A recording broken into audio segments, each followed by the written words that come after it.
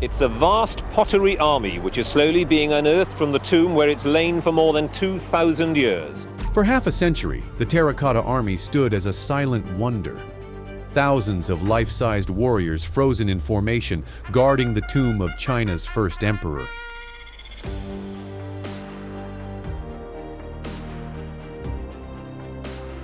But in early 2025, a shocking discovery shattered everything archaeologists thought they knew.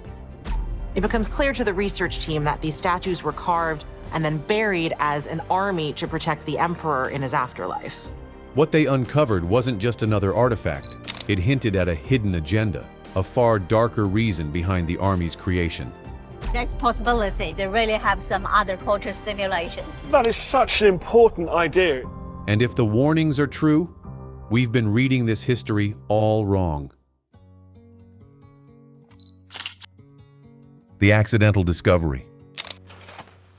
It was the last days of March 1974. The sun beat down hard on the Los Plateau, turning the farmland around Xi'an village into cracked, crumbling earth. About 35 kilometers east of Xi'an, the wells had gone dry and the millet fields were fading into dust. There were no backup plans out here, just farmers, soil, and the hope that rain would come. But when it didn't, then 41-year-old Yang Jifa gathered 6 of his brothers and neighbors, grabbed a few shovels, and picked a patch of land just outside their village homes. They weren't trying to make history, they were just trying to find water. They dug 1 meter, then 2, still nothing, just dust, heat, and stubborn silence from the ground. But then, at around 5 meters, Yang's shovel hit something hard. He thought it was just rock, until he brushed the dirt away and lifted a curved shard of clay. It looked like pottery. That wasn't too unusual. The area had seen centuries of life and death. But then came roof tiles, then a bronze arrowhead, its surface still coated with the pale green patina of age.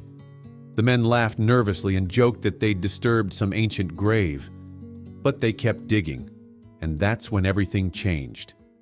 Yang's younger brother pulled something out of the dirt, something that froze them all in place. It was a head. Life-sized, eerily lifelike, carved with a stern expression and a top knot that looked ready to sway in the wind. This wasn't some temple idol. It looked like a real person frozen in clay. As they dug wider, more pieces emerged. A torso, a stone hand, still gripping the remains of a long-lost weapon. Whatever they had found, it was big, and it was unlike anything they had ever seen. News reached the Lintong County Museum the next day. Curator and archaeologist Zhao Kangman rode out by bicycle to see it for himself. The moment he saw the fragments, his heart jumped. The armor plates, the craftsmanship, it was unmistakable. These were warriors from the Qin dynasty, 2,000 years old. Zhao cleaned what he could, packed up a few samples, and sent an urgent message to the Shanxi Provincial Archaeology team. That was risky. The Cultural Revolution was still raging, and ancient relics weren't exactly encouraged. But he knew this discovery couldn't wait. By early May, the site exploded into activity. Archaeologists, soldiers, and engineers began peeling back the earth. What started as a dry well turned into a trench, more than 230 meters long and 62 meters wide, big enough to fit a modern aircraft carrier. The trench became known as Pit 1, and inside it were rows and rows of clay soldiers standing in formation. Their armor was detailed, their hair was tied neatly. War horses and traces of old wooden chariots surrounded them. Later surveys would count nearly 6,000 soldiers in that single pit alone. The villagers who had once worried about dying crops now watched bulldozers roll past their fields. Conservators moved in, wrapping shattered limbs in gauze like medics on a battlefield. And as each face was unearthed, something became clear. None of them were the same. Some looked young, some looked weathered. Each warrior had a distinct expression, hairstyle, and even posture. These weren't just statues. They were individuals, remnants of a real army. And although the paint had mostly faded, hints of red and black still clung to the armor plates, proving these soldiers once stood in full color before the earth drained them of life. The find transformed Xi'an overnight. farmers were paid a one-time fee of about 300 yen, around $50 back then. Yang Jifa himself was later hired to sign souvenirs at the museum that was built directly over the site in 1979. The dusty village path became a paved entry road. Tourists replaced ox carts, and the Chinese State Council officially recognized the area as a national treasure. But for archaeologists, this wasn't just a local marvel. The discovery cracked open a doorway to something far bigger: the long-lost mausoleum of Qin Shi Huang, China's first emperor. At the time, though, that larger story remained buried.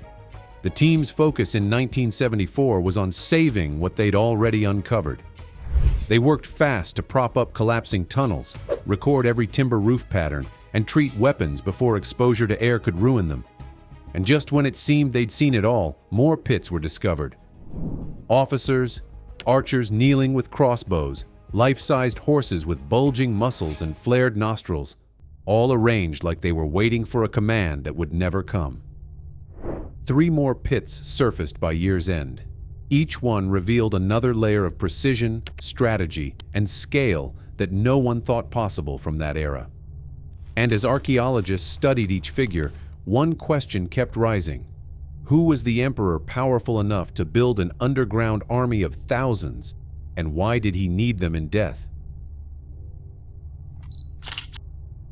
The first emperor of China. Qin Shi Huang was born in 259 BCE in a world torn apart by war. At the time, China wasn't one united country. It was a chaotic collection of warring states, each one fighting for control. But by the time he was just 13 years old, he became king of one of those states, the Kingdom of Qin. It was a tough, disciplined land known for its powerful military and strict laws, and under his rule, Qin became unstoppable. Over the next 2 decades, his armies pushed across the land, crushing rivals to the east, south, and north. Then, in 221 BCE, every last enemy bowed to him. For the first time in history, all the river valleys we now call China were under the control of one man, and he gave himself a brand new title, the First Emperor. But conquering the map wasn't enough for him. Qin Shi Huang didn't just want to rule, he wanted to reshape everything. He ordered that everyone across the empire, whether they lived by the Yellow River or near the South China Sea, use the same coins, the same weights, even the same measuring sticks. So he introduced bronze weight sets, set a standard length for a ruler called the qi, and created uniform round coins with square holes. Cart axles were standardized, so every wagon could roll smoothly through the empire's roads. He even replaced the dozens of local writing systems with a single written script. That meant laws and orders could now travel from one corner of the empire to another, no translators needed. Then came the construction projects. Qin Shi Huang ordered existing defensive walls along the northern frontier to be linked together. What we now call the Great Wall of China started as his attempt to keep out nomadic raiders. Down south, an engineer named Shi Lu dug the Link Canal in 214 BCE, connecting 2 major river systems and allowing grain shipments and troops to move faster. The road network stretched for thousands of li, all measured from the capital city of Xianyang, with milestones bearing the emperor's own seal. These roads didn't just move goods, they stitched together a massive, unified economy and gave his army the power to strike anywhere fast. But there was a darker side. Qin Shi Huang ruled with an iron grip. He followed a political philosophy called legalism, which demanded strict obedience to the state and punished disobedience with brutal force. Rewards were clear, but punishments were ruthless. If one person cheated on taxes, their entire family could be enslaved. In 213 BCE, he issued an order to burn books that didn't align with his government's agenda, especially history texts. A year later, historical records say more than 400 scholars who resisted the order were buried alive or sentenced to hard labor. He didn't just want to control the future, He wanted to erase the past and make it look like his rule was the only path forward. Opposition brewed behind the scenes. One of the most famous assassination attempts came from the northern state of Yan. In 227 BCE, a man named Jing Ke disguised himself as an envoy and tried to stab the future emperor during a court audience. He failed, but it shook Qin Shi Huang deeply. His obsession with safety grew stronger, and so did his obsession with death. He feared mortality more than anything. Ancient accounts say he drank mercury-based potions and swallowed powdered jade, hoping they'd keep him alive. He even sent ships across the Eastern Sea in search of magical herbs that promised eternal life. His most ambitious envoy, a court magician named Xu Fu, led two massive expeditions between 219 and 210 BCE. 60 ships carried 3,000 boys and 3,000 girls, all sworn to return with the fabled herb of immortality. None of them were ever seen again. When it became clear that eternal life wasn't coming, Qin Shi Huang came up with another plan. If he couldn't live forever in the real world, he would rule forever in the next one.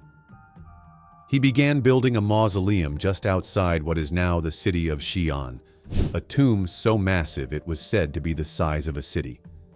And at its heart, he buried an entire army made of clay: archers, cavalry, generals, chariots, and even stable boys. Each statue was close to life-size and none were alike. In 2024, scientists used three-dimensional scanning to study the warriors' faces and confirmed what many had long suspected. No two faces are the same. The artisans didn't sculpt anonymous soldiers. They captured real bone structures, wrinkles, and hairstyles. Qin Shi Huang didn't want an army of statues. He wanted an army of souls. Qin Shi Huang died in 210 BCE during a tour of his empire, still chasing rumors of a life-extending medicine. His rule lasted only 11 years, but the systems he created outlived him by centuries. One script, one currency, one law, one empire. Even the name China is thought to trace back to his dynasty, Qin. He never found a way to cheat death, but in a way, he still got what he wanted. The empire he built changed history, and the silent army he left behind still stands today, guarding secrets buried deep beneath the earth. This is the Terracotta Army. 8,000 warriors buried over 2,000 years ago. One of the greatest wonders of the world. The emperor's sealed tomb. Just outside the city of Xi'an, buried under a grassy hill that rises 76 meters high, lies one of the most mysterious places on Earth. For over 2,000 years, this silent mound has hidden what ancient historian Sima Qian once called an underground palace. Today, advanced remote sensing has confirmed that it's no exaggeration. Beneath the surface is a massive chamber, 460 meters from north to south, 390 meters wide. Protected by deep earth walls and sloping passageways once used by workers, and later by the funeral procession that carried the emperor's body inside. The entire layout mirrors the capital city of Xianyang, only reversed and buried. An eternal city designed to outlive the real one. Historical accounts say that over 700,000 people, some prisoners, some craftsmen, others soldiers, spent nearly 40 years working on this secret kingdom. They carved towering halls and tall watchtowers, and built entire living quarters fit for a ruler who intended to keep ruling long after death. Pearls were said to have been pressed into the ceilings to glow like stars, while the ground was sculpted into ridges and valleys, resembling the terrain of the empire he once ruled. These tombs were symbols of power, they were symbols of wealth, they were symbols of political legitimacy. But instead of water, channels were filled with flowing rivers of liquid mercury, chosen because it symbolized immortality. And, according to later texts, mechanical pumps were used to keep those mercury rivers moving. For centuries, stories like these sounded too wild to believe. But recent tests have changed everything. Soil samples around the tomb have shown mercury levels hundreds of times higher than normal, confirming that those toxic rivers may actually be real. In 2020, a LiDAR survey using lasers detected vapor plumes rising from the mound, plumes that matched earlier borehole results. What once seemed like poetic legend now looks a lot more like fact. And the paranoia didn't stop at mercury. Ancient texts also describe deadly traps, crossbows set to fire when someone shifts a stone, hidden pits ready to swallow intruders, and chemical traps designed to wipe out grave robbers. Modern archaeologists still take these warnings seriously. To this day, no one has drilled into the actual burial chamber. All studies have remained on the surface or used non-invasive tools, because it's not just history at stake, it's also human lives. At the very center of this underground complex, accounts describe a bronze coffin resting on a bed of gemstones. It's said to be surrounded by golden statues, jade artifacts, and official records carved on bamboo slips.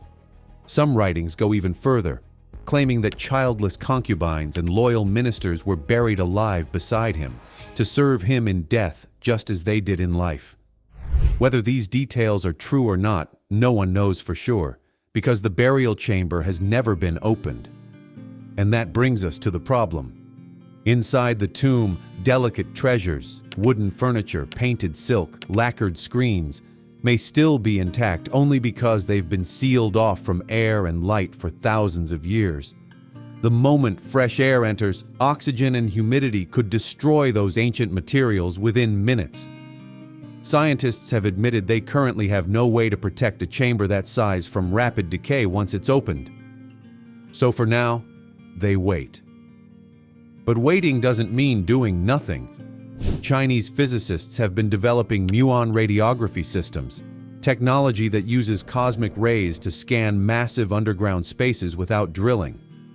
Their simulations show that by placing a telescope beside the mound, researchers could map the entire layout of the burial chamber within 2 months, detecting walls, voids, and even metal objects before anyone disturbs a single stone.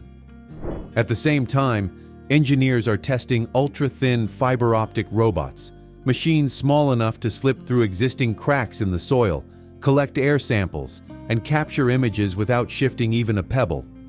Meanwhile, the discoveries around the mound keep expanding the scale of the project.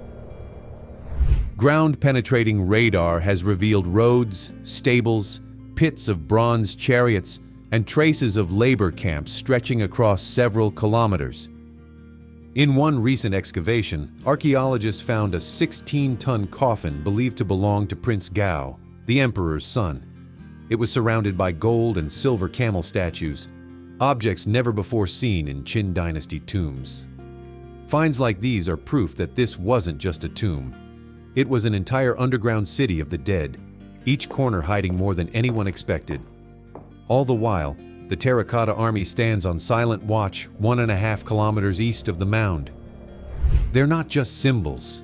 They're the emperor's outer guards, still protecting their ruler even in death. Every day, tourists walk past them, staring in awe. And yet, the most important part of it all, the burial chamber itself, remains untouched. Just when experts thought they'd seen it all, the ground revealed something no one was ready for. A shocking rediscovery. In January of 2025, Dr. Mei Lin and her team returned to the southern edge of Pit 1, expecting nothing more than routine work. After over 15 years of careful excavation, they had grown used to uncovering foot soldiers, archers, and the occasional chariot. Fascinating, yes, but not unexpected. So when a young archaeologist named Jian Shu tapped his trowel against a strange shard and caught a faint shimmer of red and blue beneath the dust, nobody paid much attention. But then the fragment caught the light again. That oily glint wasn't from plain terracotta, it was something else, something rare. Pigment that vivid only survives if it's sealed off almost immediately after firing. The team froze, widened the trench, and uncovered a statue that hadn't seen sunlight in over 2,000 years. What rose from the earth wasn't just another warrior. It was a general, life-sized, heavily armored, and carved with stunning precision. He wore a dragon-covered breastplate, the scales twisting across his chest in patterns historians associate with elite battlefield commanders. His armor was still dusted with powdered azurite and cinnabar, deep blue and blood-red minerals used only for high-ranking figures. This was just the 11th general confirmed since the Terracotta Army was discovered in 1974, and it was the first one found in Pit 1.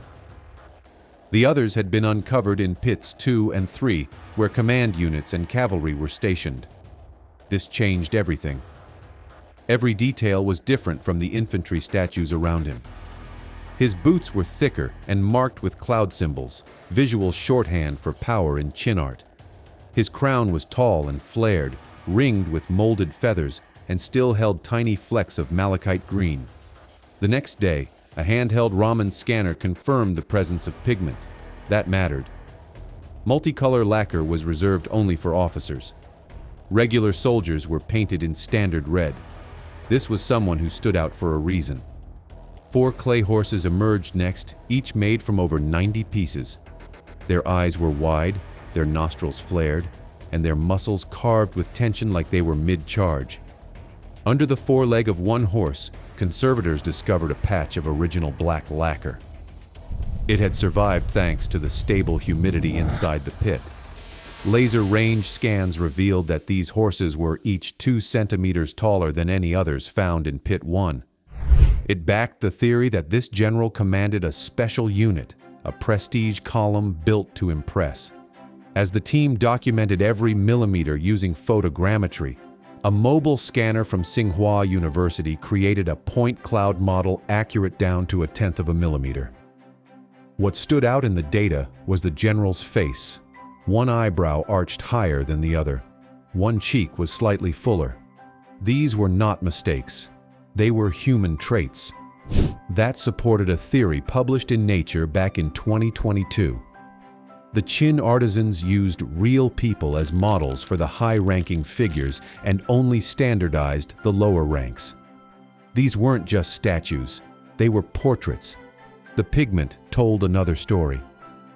Hyperspectral scans, following a 2024 workflow published in NPJ Heritage Science, identified 6 distinct mineral paints just on the armor. Among them was rare Han blue, blended with lead white to highlight shadows. This wasn't basic decoration, it was theatrical.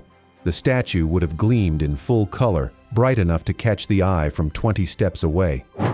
Context mattered too. The general stood just 15 meters from a trench where archaeologists had found a cache of bronze crossbow triggers in 2023. Each piece was marked with batch codes and Qin numerals. This implied centralized weapon factories and a logistics chain sophisticated for its time. Putting a general this close to an arsenal wasn't random. It suggested that Pit 1 wasn't just a random gathering of figures. It was a structured military formation, complete with its own command chain.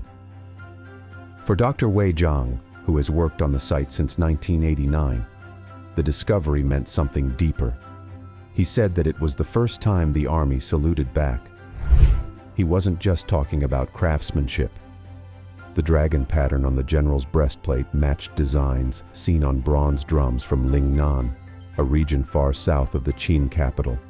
That confirmed the empire's cultural reach stretched farther than many had assumed. Jian Shu, still amazed by his find, said it best. He said that they always saw an army. Now they see its heartbeat. The news spread fast. Within 48 hours, over 8 million people tuned into a live stream hosted by the Emperor Qin Shi Huang Mausoleum Site Museum. Museums across the world, from Berlin to Sao Paulo, asked for digital scans for virtual exhibits. The statue itself isn't going anywhere. It's being slowly cured in a nitrogen tent to keep the delicate paint from flaking. But its digital twin will tour the world online later this year. Meanwhile, researchers from Peking University and the Getty Conservation Institute have started scanning the armor using low-angle X-ray fluorescence to study the micro-scratches. They want to know if the dragon scales were molded or carved by hand. For Dr. Mei Lin, this general is more than an artifact. Growing up in Xi'an, she heard stories that each warrior had a soul. Standing in the pit at sunset, she said they dig with their hands, but also with their hearts. She further said that this man stood here, silent, for more than 2,000 years. Today he speaks, and we must listen. And she meant it. The excavation season isn't even over, and the site has already yielded copper rain bits, a bamboo war drum, and a quartz arrowhead unlike any ever catalogued.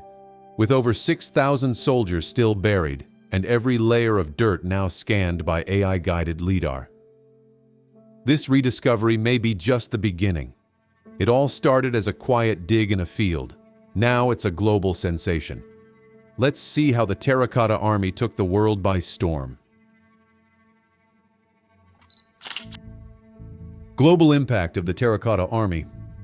When the first terracotta warriors were pulled from the dirt in Shanxi back in 1974, China didn't just uncover a grave, it uncovered a reflection of itself. Almost overnight, the silent army became a national icon. School textbooks were rewritten. TV dramas exploded in popularity. And muddy field trips to Xi'an quickly turned into something close to a national pilgrimage. By the time the museum opened in 1979, millions were already hooked. Since then, more than 150 million people have visited, an average of 5 million every year, even during off-seasons. But this wasn't just a local fascination. In 1987, UNESCO officially added the mausoleum complex to its World Heritage List, recognizing its one-of-a-kind combination of art, history, and engineering. And when small groups of warriors were sent abroad for traveling exhibitions, from Wellington to Liverpool, the global buzz followed. A 2018 exhibit in the UK brought in an estimated £78 million for the local economy. This year alone, a 2-month show in Western Australia is expected to pump in $37 million in tourism revenue. The ripple effect has reached far beyond museums. Artists around the world have taken inspiration from those solemn clay faces, each one unique, slightly asymmetrical, full of expression. Historians were forced to rethink when large-scale portraiture actually began. Modern sculptors borrow the same gaze to explore identity and power, while game developers render these warriors in full detail for audiences who may never walk into a gallery. At the same time, labs in Beijing, Berlin, and São Paulo are working together, trading scanned data and pigment samples to refine how we conserve and restore ancient art. But a sharp reminder has come with all the celebration. In 2024, 2 of the statues were damaged by a careless tourist, sparking a serious conversation about protection. Since then, stricter limits have been put in place: new buffer zones, tighter ticketing, and security upgrades. Other overcrowded heritage sites, from Pompeii to Machu Picchu, are now studying these measures closely. Still, what makes the Terracotta Army unforgettable isn't just the history or the technology, it's the way they feel alive.